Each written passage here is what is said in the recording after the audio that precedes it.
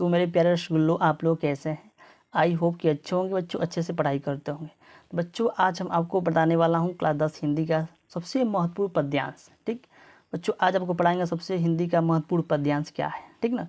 जो बच्चों ये महत्वपूर्ण का जो ये पद्यांश है बच्चों, ये रिपीटेड क्वेश्चन है, ये हर साल आता है। ठीक ना।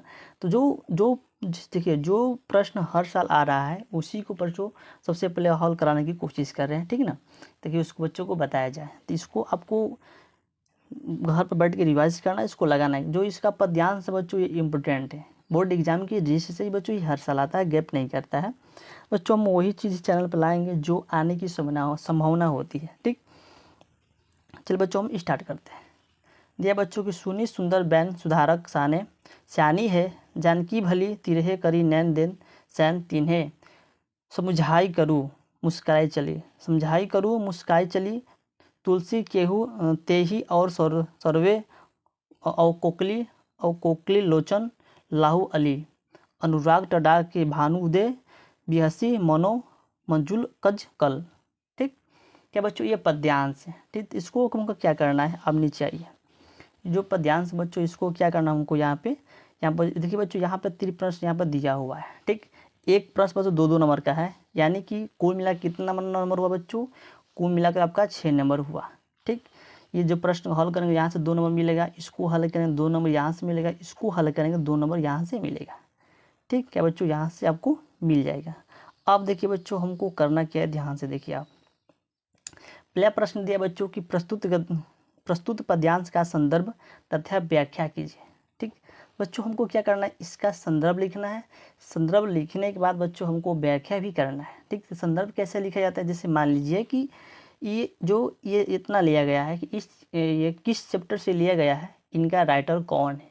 संदर्भ बच्चों को इतना ही लिखा जाता है। अगर आप हिंदी में ये जो चैप्टर है बच्चों, ये वाला जो चैप्टर है, इसको ध्यान से पढ़े होंगे तो आपको समझ में आया होगा कि ये किस चैप्टर से लिया गया है, इनका राइटर कौन है। ठीक, अगर आपको नहीं आ रहा तो बच्चों हम हैं आपको बताने के लिए, टेंशन मत लिए। चलिए बच्चों, हम पहला सवाल को सोल्व करते हैं। बच्चों यहाँ पर लिखा है, देखिए संदर्भ लिखते हैं, लिखेंगे बच्चों, प्रस्तुत पद्यांश गोस्वामी तुलसीदास द्वारा रचित कवितावली से हमारी पाठ्य पुस्तक हिंदी के काव्यखंड में संकलित वन पथ पर शीर्षक से लिया गया है। वन पथ पर शीर्षक से लिया गया है। ठीक है, देखिए बच्चों, जो ये पद्यांश लिया गया है किस चैप्टर से लिया गया बच्चों, वन पथ पर चैप्टर से लिया गया है। देखिए इस चैप्टर का नाम है वन पथ पर बच्चों, इस चैप्टर से लिया गया है। जो इनका राइटर है बच्चों, वो कौन है, गोस्वामी तुलसीदास जी है। अगर इस चैप्टर को पढ़े होंगे ध्यान से, आप समझ जाएंगे कि बस इसी चैप्टर से बच्चों इस प्रश्न को लिया गया है। ये तो हो गया। चलो बच्चों, इसका व्याख्या करते हैं। क्या बच्चों, इसका अब व्याख्या करते हैं। संदर्भ तो हो गया, अब व्याख्या भी करना है। चलिए व्याख्या का मतलब होता है क्या बच्चों, इस पूरे का इसका अर्थ हमको लिखना है। ठीक ना, इसका अर्थ, और इसको ध्यान से पढ़े होंगे ना तो इसका अर्थ हमको समझ में आया होगा कि इसका अर्थ क्या होगा। ठीक ना, इसको कहानी की तरह बच्चों इसको पढ़ जाइए, कहानी की तरह इसको पढ़ जाएंगे ना, देखिए बहुत ईजी होता है, बहुत आसान होता है। ठीक, अगर इसको कहानी की तरह बच्चों आप पढ़ जाएंगे, इसको समझ में आ जाएगा। चलिए बच्चों, इसका व्याख्या भी करते हैं।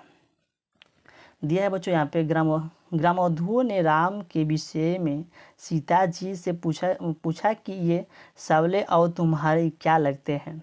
ग्रामवधुओं के अमृत जैसे मधुर वचनों को सुंदर चतुर सीता जी अनेक मनोभाव को समझ गई सीता जी।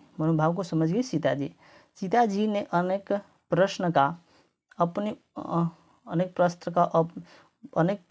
का उत्तर अपनी मुस्कुराहट तथा उनके संदेश भरे दृष्टि से ही दे दिया। उन्होंने मुख से कुछ बोलने की आवश्यकता ही नहीं पड़ी। उन्होंने लज्जा के कारण कुछ बोलने की आवश्यकता ही नहीं पड़ी। उन्होंने लज्जा के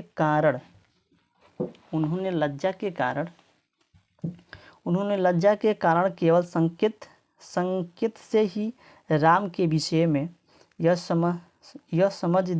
समझा दिया कि ये मेरे पति है तुलसीदास।